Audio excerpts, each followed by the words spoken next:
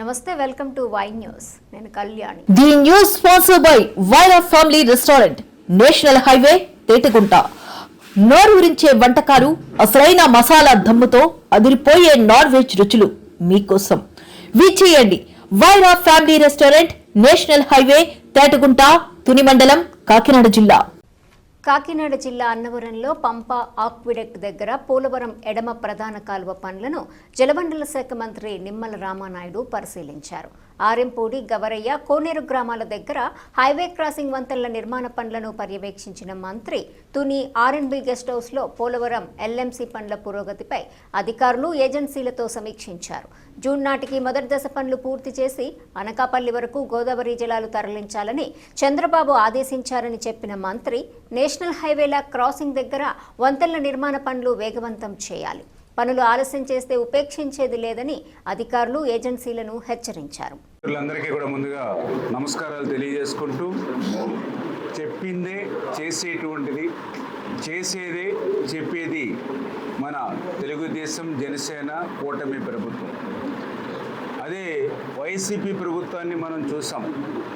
విధ్వంసమైనటువంటి పాలన, విధ్వంసకరమైనటువంటి పాలనతో పాటు తిరోగమనమైనటువంటి పాలన, అదేవిధంగా వికృతమైనటువంటి పాలన, ఇవన్నీ వైసీపీ. అంటే నేను ఎందుకు చెప్తున్నానంటే, ఈ రకంగా చెప్పేదే చేసేది, చేసేదే చెప్పేది. ఈవేళ ఆ పోలవరం లెఫ్ట్ మెయిన్ కెనాలే ఒక ఉదాహరణ అనేటువంటి విషయం. ఎందుకంటే మీరందరూ కూడా చూసారు, ఆ రోజు 2019, 2024 5 సంవత్సరాలు ఆ రోజు వైఎస్ఆర్సీపీ ప్రభుత్వం అధికారంలోకి వచ్చిన తర్వాత మరి యొక్క పోలవరం లెఫ్ట్ మెయిన్ కెనాల్కి సంబంధించి ఎక్కడ కూడా ఒక తట్ట మట్టి కానీ, ఒక అరబస్తా సిమెంట్ పని కానీ, ఒక్క రూపాయి కానీ ఖర్చు పెట్టినటువంటి పరిస్థితి ఉందా అని చెప్పి అడుగుతూ ఉన్నాం. ఉత్తరాంధ్రకు అత్యంత ప్రాణమైనటువంటి, ప్రధానమైనటువంటి పోలవరం లెఫ్ట్ మెయిన్ కెనాల్ ఉత్తరాంధ్రకే కాదు, విశాఖ నగరానికి త్రాగునీరుకి, స్టీల్ ప్లాంట్కి, పారిశ్రామిక అవసరాలు తీర్చేటువంటి ప్రాజెక్టు పోలవరం ప్రాజెక్ట్ నుంచి ఆ యొక్క గోదావరి వరద జలాలు వచ్చేటువంటి పోలవరం లెఫ్ట్ మెయిన్ కెనాల్. అటువంటి అత్యంత ప్రధానమైనటువంటి ఉత్తరాంధ్రకు ఆ పోలవరం లెఫ్ట్ మెయిన్ కెనాల్కి 5 సంవత్సరాల్లో ఎందుకు ఒక్క రూపాయి పనిచేయకుండా నిలిపేశాడో ఈరోజు జగన్మోహన్ రెడ్డి సమాధానం చెప్పవలసినటువంటి పరిస్థితి ఉంది. ఉత్తరాంధ్రకు క్షమాపణలు చెప్పవలసినటువంటి పరిస్థితి ఉంది. ఈరోజు కూటమి ప్రభుత్వం అధికారంలోకి వచ్చింది. వచ్చిన వెంటనే మీరందరూ కూడా చూశారు, ముఖ్యమంత్రిగా ప్రమాణ స్వీకారం చేసినటువంటి మొదటి వారంలోనే చంద్రబాబు నాయుడు గారు పోలవరం ప్రాజెక్టుని సందర్శన చేశారు. ఆ తర్వాత వారమే పోలవరం లెఫ్ట్ మెయిన్ కెనాల్ విజిట్కి వచ్చి ఆ రోజే ఆయన అక్కడి నుంచే ప్రకటించారు, అనకాపల్లిలో 2026 జూన్ కల్లా ఈ యొక్క ఫస్ట్ ఫేజ్లో ఈ యొక్క లెఫ్ట్ మెయిన్ కెనాల్ పనులు పూర్తి చేసి ఉత్తరాంధ్రకు అనకాపల్లి వరకు నీళ్లు తీసుకొస్తామని. అంటే 5 సంవత్సరాల వైఎస్ఆర్సీపీ పాలన లెఫ్ట్ మెయిన్ కెనాల్ పనులు గాలికి వదిలేస్తే మళ్ళీ కూటమి ప్రభుత్వం వచ్చి 5 సంవత్సరాల్లో మీరు చేయనటువంటి పనిని ఒక్క సంవత్సరంలోనే చేసి చూపిస్తామని చెప్పడమే కాదు, చెప్పింది కూడా ఆచరణలో ఉండేటువంటి విధంగా 1460 కోట్ల రూపాయలు ఈరోజు లెఫ్ట్ మెయిన్ కెనాల్కి నిధులు ఇచ్చి ఖర్చు పెట్టి ఇప్పుడే మీరు ఫీల్డ్ విజిట్ మాతో పాటు, మా పత్రికా విలేకరులు మీరందరూ కూడా మాతో పాటు కూడా చూసారు లెఫ్ట్ మెయిన్ కెనాల్ ఎటువంటి పనులు జరుగుతూ ఉన్నాయి. క్రిటికల్ వర్క్స్ అంటే మెత్తగా మట్టి పనులన్నీ అయిపోయాయి గతంలో.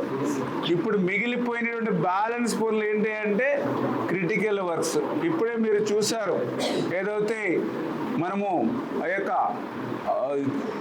ఇప్పుడే హిల్ కొమ్మర్లావా 100 మీటర్స్ 90 మీటర్లు కొమ్మర్లావా 90 నుంచి 100 మీటర్ల డెప్త్కి హిల్ కట్ చేసి, అది కూడా రాక్ హిల్ని కట్ చేసి అక్కడ పనులు జరుగుతున్నటువంటి పరిస్థితి. ఎంత క్రిటికల్ వర్కో మీరే చూస్తున్నటువంటి పరిస్థితి.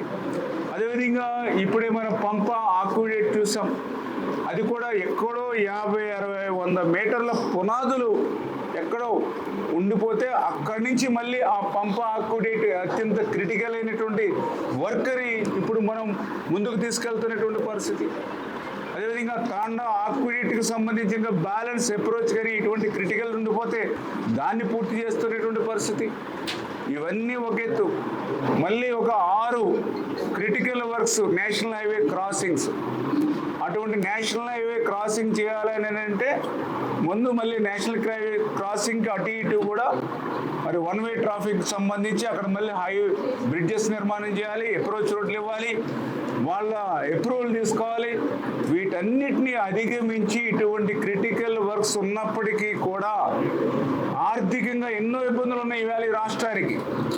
అందులో ముఖ్యంగా ఇరిగేషన్ శాఖ అయితే మొత్తం అస్తవ్యస్తం చేసింది గత వైఎస్ఆర్సీపీ పాలన. అటువంటి స్థితి నుంచి మళ్ళీ ఈ పనులు చక్కబెట్టాలని అంటే, ఎందుకంటే మేము మొన్న చూస్తాం 2024లో మేము అధికారంలోకి వచ్చే సమయానికి ఆర్థిక పరిస్థితి చూస్తే వెంటిలేటర్ మీద ఉంది. వెంటిలేటర్ మీద అంటే మీ అందరికీ తెలుసు, ఒక 5%, 10% కూడా ఛాన్సెస్ ఉండవు. మనం వైద్య భాషలో చెప్పాలంటే వెంటిలేటర్ అంటే అటువంటి స్థితికి నెట్టేశాడు జగన్మోహన్ రెడ్డి 5 సంవత్సరాల పరిపాలన ఆర్థిక స్థితిని. అటువంటి వెంటిలేటర్ మీద ఉన్నటువంటి ఆర్థిక స్థితి రాష్ట్రంలో ఉన్నటువంటి దశలో కూడా పోలవరం లెఫ్ట్ మెయిన్ కెనాల్కి ఒక్క సంవత్సరం 1460 కోట్ల రూపాయలు ఖర్చు పెట్టి క్రిటికల్ వర్క్స్ మేము పూర్తి చేస్తున్నామని అంటే అది ఉత్తరాంధ్రకు మా యొక్క ప్రభుత్వానికి ఉన్నటువంటి చిత్తశుద్ధికి అదొక నిదర్శనం అని చెప్పి తెలియజేసుకుంటున్నా. వారం ముఖ్యమంత్రి గారు రివ్యూ చేస్తూ 2026 జూన్కి లక్ష్యం పూర్తవ్వాలి ఆయన ఇచ్చిన లక్ష్యాన్ని నెరవేర్చడానికి మేము కూడా ఎప్పటికప్పుడు క్షేత్రస్థాయిలో పరిశీలన చేస్తూ ఈ సివిల్ వర్క్స్ని పూర్తి చేయడమే కాదు, ఎక్కడైతే ల్యాండ్ ఎక్వేషన్ ప్రాబ్లం ఉందో, ఎక్కడైతే R&R ఉందో అది కూడా ఎప్పటికప్పుడు కలెక్టర్స్ తోటి R&R కమిషనర్ తోటి అందరినీ కూడా కోఆర్డినేట్ చేస్తూ వాటిని కూడా సాధ్యమైనంత వరకు వాటిని కూడా క్లియర్ చేసుకుంటూ ముందుకు వెళ్తూ ఉన్నాం. నిన్ననే నాకు పోలవరం దగ్గర నిర్వాసితులు చెప్తూ ఉన్నారు, ఏదైతే 2016లో మాకు 700 కోట్ల రూపాయలు మా అకౌంట్లోకి వచ్చింది, మొన్న 2025 జనవరిలో 900 కోట్ల రూపాయలు మా అకౌంట్లోకి వచ్చాయి, 2025 నవంబర్లో 1000 కోట్ల రూపాయలు మా అకౌంట్లోకి వచ్చాయి, 2026 మార్చికి 250 కోట్ల రూపాయలు వచ్చాయి.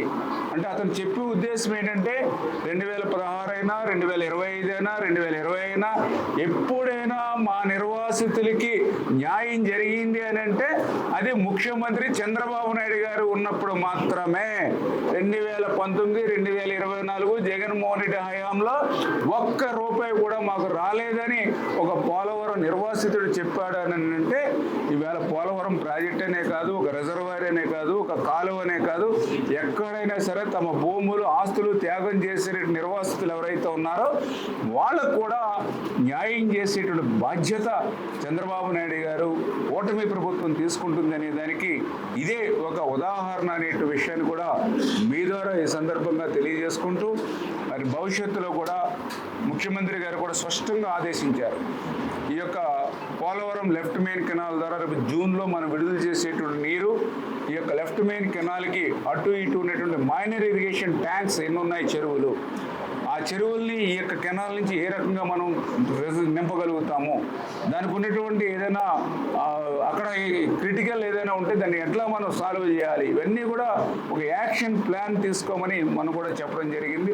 ఈ రకంగా మరి వేలాది చెరువులు రేపు భవిష్యత్తులో ఈ యొక్క మెయిన్ కెనాల్ ద్వారా నింపడానికి, అదేవిధంగా మేజర్గా ఈ యొక్క ఏలేరు రిజర్వాయర్కి సంబంధించి ఆ యొక్క స్థిరీకరణకి సంబంధించి కానీ, అదేవిధంగా రేపు పారిశ్రామిక అవసరాలు కూడా ఉత్తరాంధ్రకు మీరు చూస్తూ ఉన్నారు, మరి అటు విశాఖపట్నం నుంచి ఇటు తుని వరకు కూడా మరి పారిశ్రామికం కూడా పెద్ద ఎత్తున అభివృద్ధి చెందుతుంది. అటువంటి పారిశ్రామిక అవసరాలు కూడా వాళ్ళు నీళ్ళు అడుగుతూ ఉన్నారు. ఈరోజు పోలవరం లెఫ్ట్ మెయిన్ కెనాల్ మనం పూర్తి చేస్తేనే ఆ పారిశ్రామిక అవసరాలు కూడా మనం తీర్చగలుగుతాం, వాళ్ళకి వాటర్ కూడా వాళ్ళకి మనకి ఇవ్వగలుగుతాం. అంటే ఆ రకంగా లెఫ్ట్ మెయిన్ కెనాల్ యొక్క ప్రాధాన్యతను గుర్తుపెట్టుకుని ఒక త్రాగునీరు అవసరాలకు, అదేవిధంగా స్టీల్ ప్లాంట్ అవసరాలకు, విశాఖ త్రాగునీటి అవసరానికి, అదేవిధంగా ఉత్తరాంధ్ర సుజల స్రవంతితో పాటుగా ఇక్కడ ఉన్నటువంటి పారిశ్రామిక అవసరాలను కూడా తీర్చేటువంటి విధంగా ఈ లెఫ్ట్ మెయిన్ కెనాల్ పనుల్ని ఇంత పురోగతిలో చంద్రబాబు నాయుడు గారు ముందుకు తీసుకెళ్తున్నారనే విషయాన్ని మీ ద్వారా ప్రజలందరికీ కూడా తెలియజేసుకుంటూ ఉన్నారు.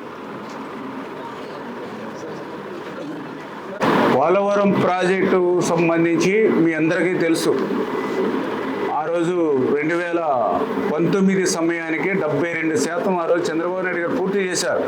ప్రతి సోమవారం పోలవరం అనే పేజీ పెట్టుకుని 72% పూర్తి చేశారు 14-19లో. 19లో కనుక మళ్ళీ ప్రభుత్వం కనుక కంటిన్యూ అయ్యి ఉంటే 2020-2021 కల్లా పోలవరం పూర్తయి ఆ గోదావరి వరద జలాలు ఈరోజు మీ ప్రాంతంలో ప్రవహించి ఉండేవి. కానీ దురదృష్టం ప్రభుత్వం మారింది. పోలవరం విధ్వంసమైంది, డయాఫ్రమాలు ధ్వంసమైంది. 18 నెలలు శ్రమించి నిర్మాణం చేసినటువంటి డయాఫ్రమాల్ని జగన్మోహన్ రెడ్డి ధ్వంసం చేశాడు. 17 నెలలు అక్కడ ఏజెన్సీ లేకుండా చేశాడు. 17 నెలలు అక్కడ అధికారులు లేకుండా చేశాడు. రివర్స్ టెండరింగ్ పేరు చెప్పి 18 నెలలు కష్టపడి కట్టినటువంటి డయాఫ్రమాలు ధ్వంసం చేసి ఆ రోజు అసెంబ్లీలో 2020 డిసెంబర్ పూర్తి చేస్తా అన్నాడు, 2021 జూన్ అన్నాడు, 2021 డిసెంబర్ అన్నాడు. అంటే డయాఫ్రమాల్ 2020లోనే వచ్చిన వరదలకి నష్టపోయిందని చెప్పి ఐఐటి హైదరాబాద్ నిపుణులు చెప్తే అసలు డయాఫ్రమాల్ ఉందో లేదో కూడా తెలియనటువంటి స్థితిలో ఆ రోజు ముఖ్యమంత్రి అసెంబ్లీలో ప్రకటన చేసినటువంటి పరిస్థితి మనందరికీ. ఆఖరికి ఆ డయాఫ్రమాల్ పోయిందని తెలుసుకుని ఈ యొక్క పోలవరం ప్రాజెక్ట్ ఎప్పుడు పూర్తవుతుందో మేము చెప్పలేము. పోలవరం ఎవరికీ అర్థం కాదు, ఎందుకంటే నాకే అర్థం కాలేదని ఆ రోజునటువంటి అంబటి రాంబాబు గారు చెప్పి, అంటే ఆ రకంగా పోలవరాన్ని ప్రశ్నార్థకం చేసేసారు. ఆ రోజు పోలవరం ఇంకా పూర్తవుతుంది అనేటువంటి ఆశలు కూడా వదులుకున్నారు ప్రజలు. పోలవరం అంటే ఒక కలగానే మిగిలిపోతుంది అనుకున్నారు ప్రజలు వాళ్ళ 5 సంవత్సరాల పరిపాలనలో.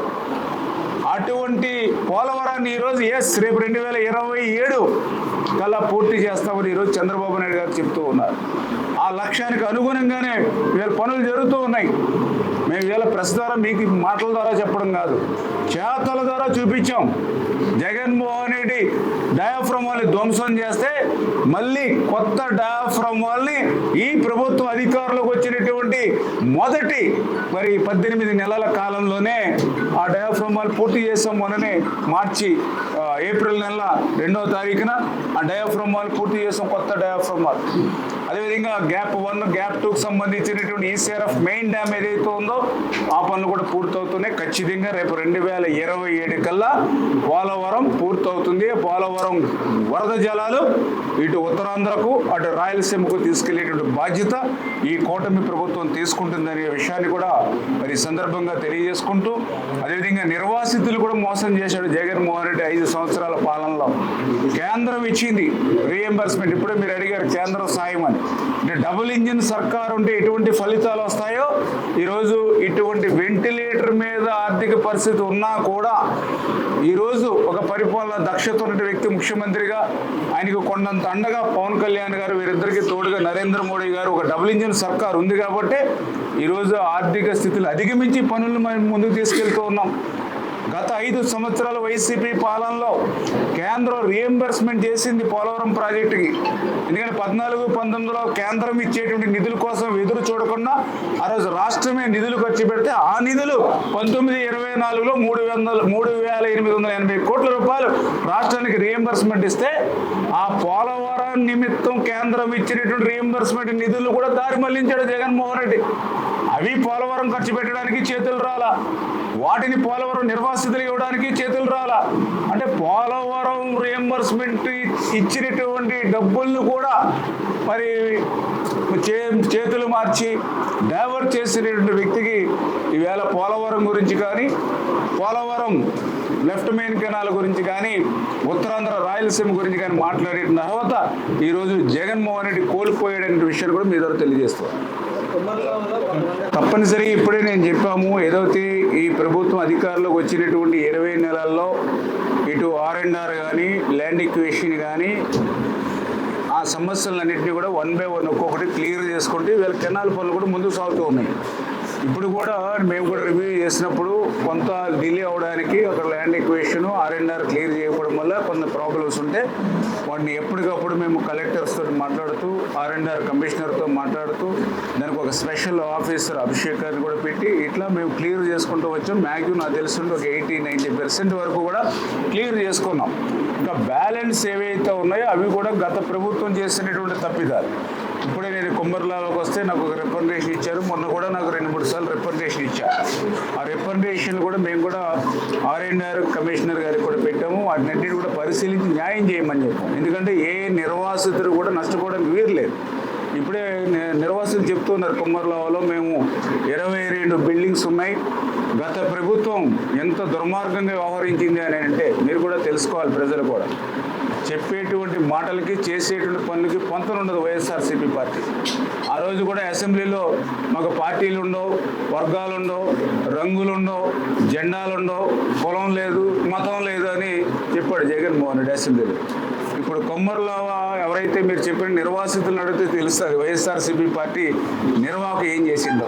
ఇవాళ వాళ్ళు చెప్తూ ఉన్నారు, వీళ్ళు తెలుగుదేశం పార్టీ అని పేరు చెప్పి వీళ్ళకి బిల్డింగ్ యాక్చువల్గా 40 లక్షల రూపాయలు ఎస్టిమేట్ చేయగలిసేటువంటి శక్తి ఉంటే ఆర్ఎండ్బి అధికారుల్ని వాళ్ళ మీద ఒత్తిడి చేసి మీరు తెలుగుదేశం పార్టీకి రాజీనామా చేసుకుని వైఎస్ఆర్సీపీలో చేరండి, మీకు ఆ యొక్క పూర్తి ఎస్టిమేట్ చేసి అమౌంట్ ఇప్పిస్తాం, లేని పక్షంలో 5 లక్షలు 10 లక్షలు రాసినటువంటి పరిస్థితి. ఆ రకంగా కొంతమంది నష్టపోయారు, కొంతమంది ఇళ్ళు ఉన్నా లేకపోయినా ఆ కుటుంబంలో ఇద్దరికి ఇచ్చి ఒకరిని మినహాయించేసినటువంటి పరిస్థితి. ఇటువంటివి కూడా ఇప్పుడు ఈ 2 సంవత్సరాలు అంటే గత 5 సంవత్సరాల పాలనా శాపం ఈరోజు మాకు కూడా కనిపిస్తూ ఉంది. వాటిని కూడా సరి చేయడానికి మేము కూడా ప్రయత్నం చేస్తాము. నేను కూడా ఇప్పుడు ఆర్ఎన్ఆర్ కమిషనర్ గారికి కానీ అదేవిధంగా స్పెషల్ ఆఫీసర్స్ కానీ కలెక్టర్స్ కానీ చాలా క్లియర్గా ఇన్స్ట్రక్షన్ ఇస్తూ ఉన్నాం. ఎక్కడా కూడా ఏ నిర్వాసితుడు నష్టపోవడానికి వీలు లేదు. గత ప్రభుత్వం చేసినటువంటి తప్పిదాలని మళ్ళీ మీరు సరి చేయడానికి వీళ్ళు కూడా, ఎందుకంటే గతంలో తప్పు చేసింది అధికారే రాజకీయ ఒత్తిడికి లొంగి, ఆ తప్పుని వీళ్ళు సరి చేయాలంటే వీళ్ళు వెనకాడుతున్నటువంటి పరిస్థితి కూడా నాకు కనపడుతూ ఉంది. అందుకే నేను వాళ్ళకు కూడా గట్టిగా చెప్పడం జరిగింది, ఏ నిర్వాసితుడు నష్టపోకూడదు, మళ్ళీ రీసర్వే చేసుకొని మళ్ళీ రీఎంక్వైరీ చేసుకొని పర్ఫెక్ట్గా ఎవరికి అన్యాయం జరగకుండానే ఉండాలనేది నేను కూడా క్లియర్గా ఇన్స్ట్రక్షన్ కూడా ఇచ్చాను.